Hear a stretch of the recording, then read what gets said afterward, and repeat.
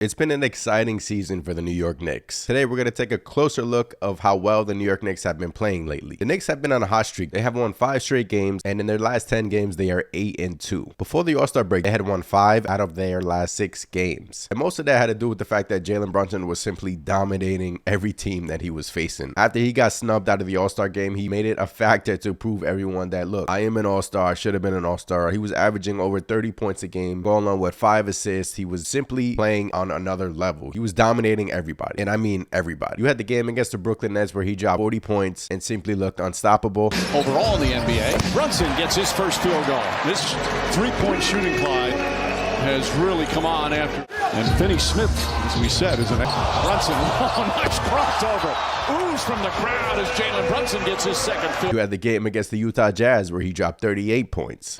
Here's Brunson, found the lane, and screen set by Sims for Brunson.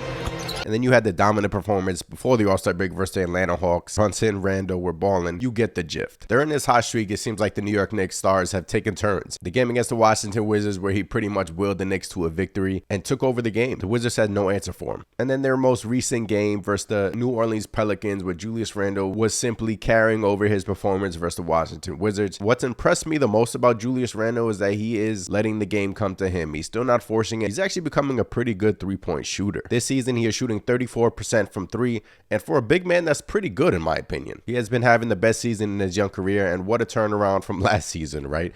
The Julius Randle experience has been a roller coaster, but this season so far, it has been simply amazing to watch. And you could tell this summer he took the time to get his mental health right. He even said it recently that he has taken the time to get his mental health right, and that has been really helpful to him. My mental, man. Honestly, my mental is everything for me. And, I keep that right. I'm a better son, husband, father, teammate, everything. So that's just the most important thing for me, just keeping my mental straight and, just playing for my teammates. And it's showing on the basketball court. It seems like every game he's coming into the game thinking, I'm one of the best players on the court, and I'm going to show you that I'm one of the best players on the court. And he has been, averaging 25 points a game to go along with 8.5 rebounds, shooting 34% from 3. Also, what has been most impressive is that the New York Knicks seem like they're having fun.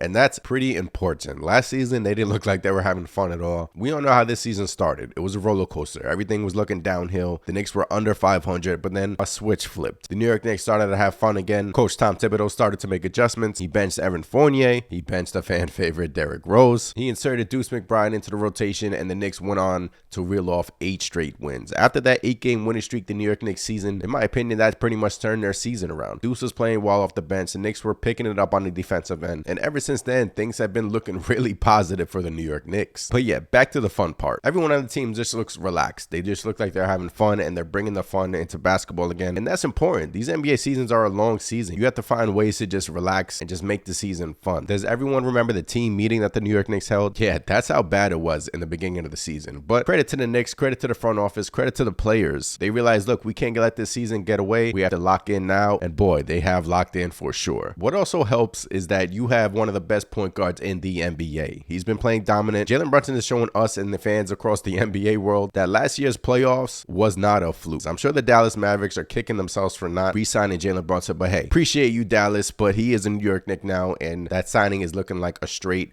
underrated signing.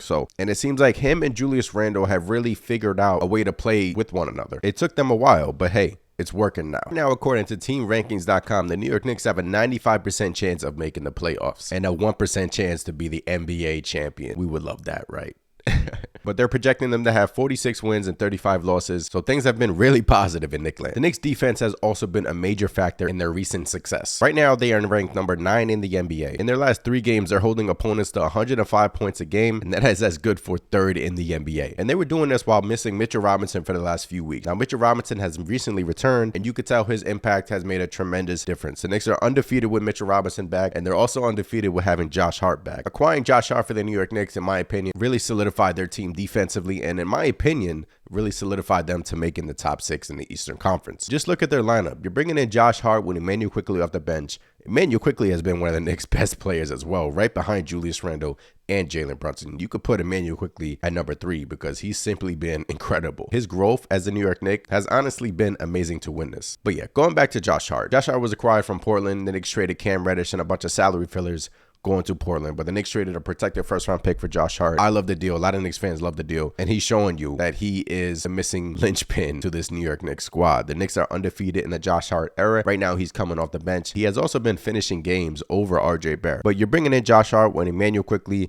and Isaiah Hartenstein. Isaiah Hartenstein has picked up his play lately as well. Early on in the season, people were questioning the signing of iHart, but recently his play has been simply underrated, and he needs to start getting his flowers as well. He's coming in the game replacing Mitchell Robinson. He was replacing Jericho Sims and just grabbing every rebound after rebound after rebound. The defense for the New York Knicks has always been the identity of Tom Thibodeau. When the New York Knicks finished number 4 in the Eastern Conference, their defense was incredible. Last year, they took a massive step back offensively. Defensively, they were still, pretty good, but it just didn't mesh well. With the play of Julius Randle, with the play of Jalen Brunson, with the improvements of Quentin Grimes, Emmanuel quickly, Isaiah Hartenstein, Obi Toppin as well. Let's not forget, he injured his knee, was out for a while. It's taking him a while to come back to his full self. He's coming in, giving you that energy with the second unit, and things are just meshing from top to bottom. What's also a positive in all of this is that one of their best players, RJ Barrett, 22-year-old RJ Barrett, who got paid this summer, has been struggling for the majority of the season. But coming out of the All-Star break, these past couple of the games, he has played really well. He had 25 points, 7 assists, tying his season high in a win against the New Orleans Pelicans. So these are baby steps for RJ Barrett. But if you notice during the game, Tom Thibodeau loves to play RJ Barrett with the bench unit. Right now, the subject is, should RJ Barrett start? Should he come off the bench? I think that it's crazy to bring him off the bench right now. It seems like, to me, it matters about who finishes these games. And right now, Josh Hart has been finishing over RJ Barrett along with Emmanuel quickly. I'm not too concerned about him. He has shown us enough this season that it will click. And even with the struggles of RJ Barrett this season, he's averaging 19.7 points a game to go along with 5 rebounds and almost 3 assists. So with all of that said, the All-Star play from Jalen Brunson, the All-Star play from Julius Randle, Josh Hart coming here from Portland and simply doing the little things that don't really show up in the box score, the New York Knicks are currently sitting at number 6 in the Eastern Conference. They are right behind the Brooklyn Nets and only 2.5 games behind the Cleveland Cavaliers. Now, one can dream. Do you see the New York Knicks hopping into the 4th seed? Who knows? But the New York Knicks have one more game left against the Cleveland Cavaliers, and everybody should be circling that game on their schedule. The game is on Friday, March 31st. That game could be huge. Let's say the Knicks go into that game a half a game behind Cleveland. That game should be flexed into a national televised vehicle, and I'm sure it probably will be. Wouldn't that be something if the New York Knicks jumped the Cleveland Cavaliers after all of the Donovan Mitchell trade rumors this summer? I'm just saying. Not saying it will happen, but I'm also not saying it's out of the realm of possibilities. Knicks fans, including myself, have been energized by their recent success, and they're hoping that the team can continue to play at this high level as their season progresses. That's all for today's video. Thank you for watching. Be sure to tune in to see how the Knicks fare in their upcoming games. I'm Anthony from Knicks Nation. Please like this video, hit that subscribe button, and as always, it's Let's Go Knicks. Peace.